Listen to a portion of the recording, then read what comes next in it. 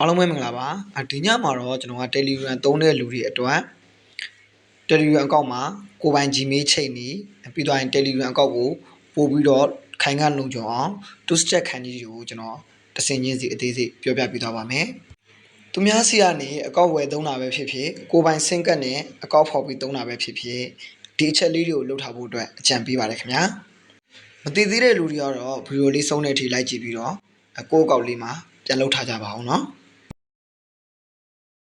ကျွန်တော်တို့ရဲ့ Telegram application တွေကိုဝင်ပါမယ် Telegram အကောင့်ထဲကိုရောက်ပြီဆိုရင်ဘယ်ဘက်ထောင်ကမြင်းသုံးချောင်းနှိပ်ပါဒီနေရာရောက်ရင်ကျွန်တော်တို့က setting တွေကိုတစ်ခါထပ်ဝင်ပေးပါတော့ပုံလေးပေးက privacy and security တွေကိုထပ်ဝင်ပေးပါပထမဆုံးအနေနဲ့ကိုယ်ပိုင် Gmail ပြောင်းပါကိုယ်ပိုင် Gmail ပြောင်းဖို့အတွက်စာရေးပုံလေးနဲ့ login email ဆိုတာကိုနှိပ်ပါခင်ဗျာညာဘက်က chain email ဆိုတာကိုဆက်နှိပ်ပေးပါဒီနေရာမှာကျွန်တော်တို့ဖုန်းထဲမှာရှိတဲ့ Gmail တစ်ခုကိုထည့်ပေးရမှာဖြစ်ပါတယ်ပြီးရင်တော့ Gmail တွေကိုကြာလာတဲ့ကုတ်ကိုထည့်ပေးလိုက်ပါဒီလို Gmail ချိန်ပေးလိုက်ပြီဆိုရင်သူကနောက်ပိုင်းဒီဖုန်းနံပါတ်နဲ့ Telegram အကောင့်ပြန်ဝင်အောင်မှာသူကဖုန်းနံပါတ်မရှိတဲ့ကို Gmail တွေကိုကုတ်ချပေးတယ်ပေါ့နော်နောက်တစ်ချက်ကတော့အကောင့်ဝယ်သုံးတဲ့လူတွေအနေနဲ့အဓိကလုပ်တဲ့ two step ခန္ဓာပဲဖြစ်ပါတယ်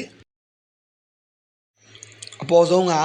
two step verification ဆိုတာလေးကိုတစ်ချက်နှိပ်ပြပါခင်ဗျာဒီနေရာမှာတော့ကျွန်တော်တို့မှတ်မိလွယ်မဲ့ပေါ့နော်ကျွန်တော်တို့ကိုယ်တိုင်ကိုယ်ကြမှတ်မိလွယ်မဲ့ password ကိုရိုက်ထည့်ပေးပါမြားဦးလေးကိုတစ်ချက်နှိပ်ပေးပါ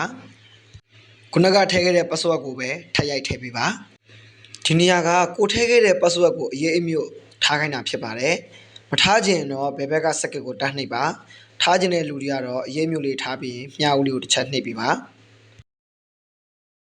ဒီနေရာမှာကတော့ဒါကိုယ့်ရဲ့ကိုယ်ပိုင် Gmail လေးထည့်လိုက်ပေါ့ဗျာပြီးမြားဦးလေးကိုတစ်ချက်နှိပ်ပေးပါ Gmail တွေကိုကြာလာတဲ့ကဏ္ဍ6လုံးပြန်ထည့်ပေးပါဒါဆိုရင်တော့ကျွန်တော်တို့ two step verification ခံတဲ့အဆင့်အားလုံးပဲပြီးဆုံးသွားပြီဖြစ်ပါတယ်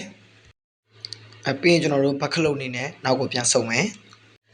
မေးလွယ်တဲ့လူဆိုရင်တော့ two step မခံပါနဲ့ password မေးသွားရင်တိုင်ပတ်တက်လို့ပါtwo step ဖွင့်ထားတာကိုပိတ်ချင်နေဆိုရင်ဒီမှာတွေ့တဲ့ disable password ကိုနှိပ်ပေးလိုက်ပါခုနကတော့ Telegram စာပို့ထားတာရှိတယ်ပေါ့နော်